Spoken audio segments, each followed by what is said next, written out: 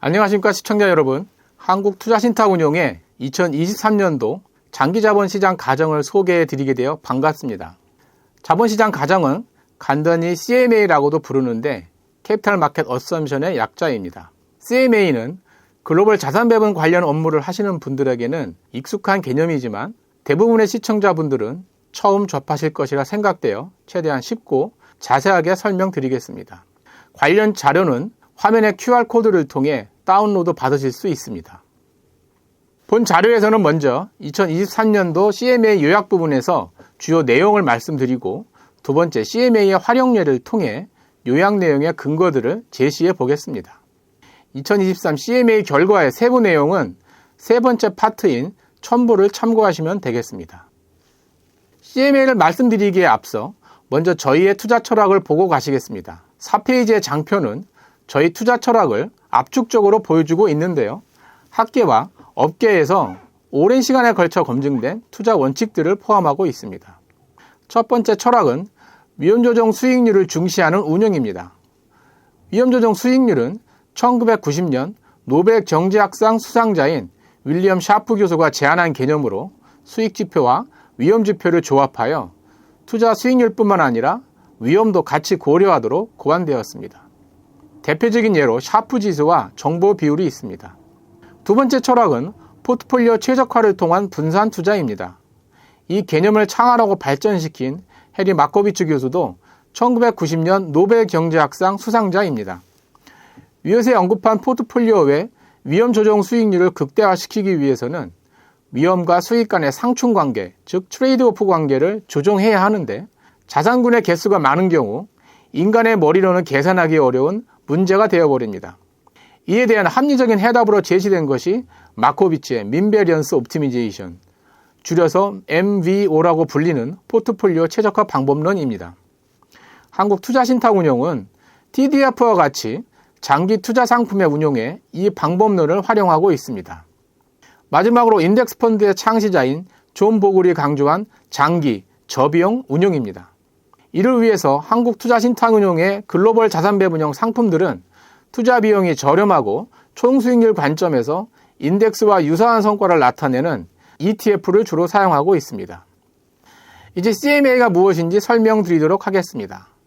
앞서 저희의 두 번째 투자 철학으로 포트폴리오 최적화를 통한 분산 투자를 말씀드렸는데 이 포트폴리오 최적화, 즉 포트폴리오 옵티미제이션에서는 기대 수익률, 위험, 상관계수 등의 파라메터들이 입력 데이터로 사용됩니다. 바로 이 파라메터들을 결정하는 과정이 CMA입니다. 6페이지 오른쪽을 보시면 각 자산군별로 원화기준 기대 수익률과 위험을 표시한 버블 차트가 있습니다. Y축이 기대 수익률, X축이 위험을 나타내는 수익률의 변동성입니다. 버블의 크기는 기대 수익률과 변동성의 비율, 즉 일종의 위험 조정 수익률을 나타내고 있습니다. 앞으로 CMA를 언급하면서 기준통화 얘기를 많이 할 텐데요. 원화 기준은 환노출 투자를, 미국 달러 기준은 환해지 투자를 의미합니다. 버블의 색깔별로 회색은 국내 채권, 주황색은 해외 채권, 하늘색은 해외 주식을 나타냅니다. 이 차트에서 얻을 수 있는 결론은 첫 번째, 주식 투자는 글로벌 분산 투자가 유리하다. 특히 미국의 성장주 투자가 유리하다는 것입니다. 둘째, 채권 투자는 국내 채권이 유리하며 셋째, 해외 주식 투자는 환노출 투자가 유리하다는 것입니다. 세 번째 결론은 11페이지에서 좀 더 명확히 설명드리겠습니다. 7페이지에서는 과거 수익률 분포 비교를 통해 미국 성장주가 코스피 200 대비 우월하다는 것을 보여주고 있습니다. 즉 MSCI 미국 성장주 지수의 원화기준 1년 수익률 분포와 코스피 200 지수의 1년 수익률 분포를 비교한 것인데 미국 성장주가 평균은 높고 위험지표인 표준편차와 1년 밥값은 낮은 것을 알 수 있습니다. 비슷한 방식으로 8페이지에서는 미국 10년 국채지수의 원화기준 1년 수익률 분포와 한국 10년 국채지수의 1년 수익률 분포를 비교하고 있습니다. 채권의 경우에는 한국 10년 국채지수가 미국 10년 국채지수보다 우월하다는 것을 알 수 있습니다. 지금부터는 2023년도 CMA의 주요 내용을 설명하고자 합니다. 먼저 주요 가정사항입니다. 자산군별 기대 수익률은 무위험 이자율 추정치와 자산군별 위험 프리미엄 추정치의 합으로 정의하였습니다. 무위험 이자율로는 한국, 미국 모두 3개월 국채 수익률을 사용하였습니다. 무위험 이자율의 추정치로는 미국의 경우 2.50%를, 한국의 경우 2.25%를 사용하였습니다. 미국의 경우 9월 FOMC 도트 플랫에서 제시한 장기 정책금리를 사용하였으며, 한국의 경우 장기적으로 미국 대비 한국의 저성장 가정을 반영한 결과입니다. 자산군별 위험 프리미엄 추정은 자산군별 역사적 수익률 평균과 무위험 이자율 역사적 평균의 차에 장기 전망에 기반한 조정치를 반영하였습니다. 10페이지에서는 파라미터 추정을 위한 기간 설정에 대해 말씀드리고자 합니다. 보시는 그래프는 과거 약 40년 동안 경기 사이클과 S&P 500의 추이를 나타내고 있습니다. 경기 사이클의 프락시로 GDP 갭을 사용하였는데, 경기 하락 기간에서는 주가 수익률이 매우 부진한 것을 보여주고 있습니다. 저희는 경기 하락과 상승 구간이 골고루 분포하도록 기간을 설정하여 특정 시기의 비정상적인 현상이 파라미터 추정에 큰 영향을 주지 않도록 하였습니다. 다음 페이지에서는 주요 자산군별 기대 수익률과 변동성을 기준 통화별로 비교한 결과입니다. 대표적인 위험 조정 수익률 지표인 샤프 지수로 비교했을 때 모든 자산에서 원화 기준의 경우가 미국 달러 기준의 경우보다 우월한 것으로 나타났습니다. 이것은 환해지 투자보다 환 노출 투자가 유리하다는 것을 의미합니다. 참고로 세부 자산군의 정의는 첨부 7을 참고하십시오. 12페이지에서는 상관계수의 측면에서 기준 통화별 효과를 보여주고 있습니다. 표에 나타난 모든 자산군에 대해서 원화 기준 상관계수가 미국 달러 기준 상관계수보다 작은 것을 알 수 있습니다. 상관계수가 작을수록 포트폴리오의 변동성이 감소하기 때문에 위 사실은 환노출 투자의 경우가 환해지 투자의 경우보다 변동성이 더 작아진다는 것을 의미합니다. 따라서 우리는 6페이지의 세 번째 강조점인 해외 주식의 경우 환노출 투자가 유리하다는 결론을 얻게 됩니다. 자, 지금까지는 2023년도 CMA의 주요 내용과 핵심 결론들을 말씀드렸는데, 이제부터는 활용법에 대해서 알아보도록 하겠습니다. 이 파트에서는 주로 옵티멀 포트폴리오, 즉 최적 포트폴리오들을 가지고 설명드리도록 하겠습니다. 14페이지는 기준 통화에 따라 타겟 리스크 포트폴리오가 어떻게 달라지는지를 보여주고 있습니다. 타겟 리스크 포트폴리오는 변동성을 목표 수준으로 유지하면서 기대 수익률은 최대화시킨 포트폴리오를 의미합니다. 여기서 목표 변동성 수준을 타겟 리스크로 이해하시면 됩니다. 보시는 표는 타겟 리스크 수준별로 미국 달러와 원화 기준의 타겟 리스크 포트폴리오를 비교하고 있습니다. 물론 이 포트폴리오들은 앞에서 설명드렸던 CMA를 활용하여 산출되었습니다. 이 표에서 붉은색으로 강조된 영역을 보시면 원화 기준 포트폴리오의 주식 투자 비중이 높게 나타나는 것을 알 수 있습니다. 결국 원화 기준 포트폴리오의 기대 수익률이 미국 달러 기준 포트폴리오보다 더 높게 나타납니다. 타겟 리스크 12%인 경우 계산된 기대 수익률은 원화 기준의 경우 9.1%, 미국 달러 기준의 경우는 6.9%입니다. 정리해서 말씀드리면 동일한 포트폴리오 위험을 가정했을 때 환해지 투자보다 환노출 투자가 기대 수익률이 더 높게 나타납니다. 다음 페이지의 버블 차트는 원화 기준 및 미국 달러 기준 타겟 리스크 포트폴리오들을 변동성과 기대 수익률 관점에서 비교한 결과입니다. 여기서 버블의 크기는 샤프 지수에 비례합니다.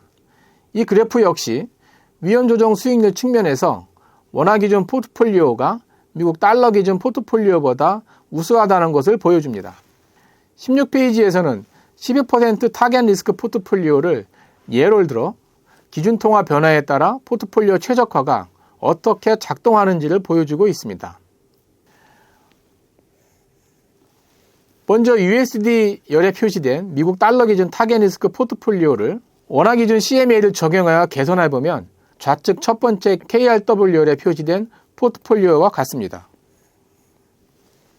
이러한 1번 변화에 따라 포트폴리오 변동성은 12%에서 10.5%로 1.5% 감소하였습니다. 다시 우측 첫 번째 KRW 열에 표시된 바와 같이 원화 기준 타겟 리스크 포트폴리오를 계산해보면 미국 채권이 줄고 한국 채권과 해외 주식의 비중이 늘어난 것을 알 수 있습니다.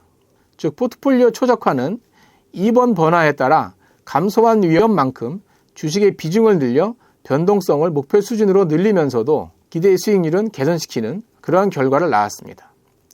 17페이지에서는 타겟 리턴 포트폴리오에 대해서 앞에서와 유사한 분석을 통해 결과를 보여주고 있습니다.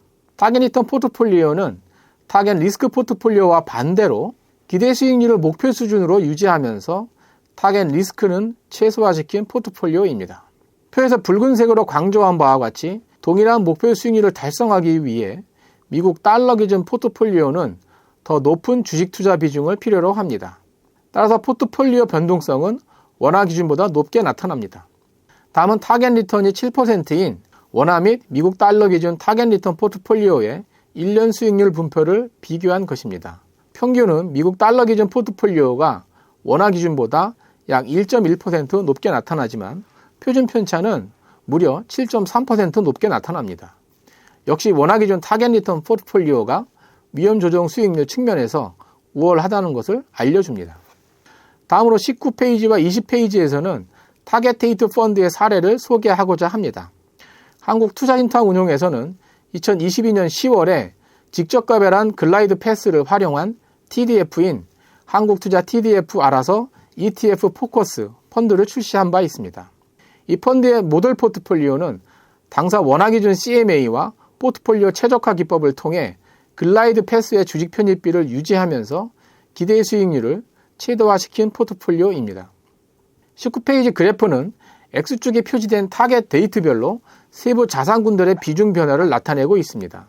주황색과 청색의 경계가 주식 편입비를 나타내고 있는데 2081년부터 68년까지는 주식 편입비가 증가하다가 이후로는 꾸준히 감소하는 구조를 가지고 있습니다. 마지막으로 20페이지를 보시겠습니다. 보시는 차트의 상단은 기준 통화별 TDF 성과를, 하단은 위험지표 중 하나인 전고점 대비 하락률 추이를 비교한 것입니다. 먼저 성과 측면에서 청색으로 표시된 원화 기준 TDF의 성과가 미국 달러 기준 TDF보다 우수한 것을 알 수 있습니다.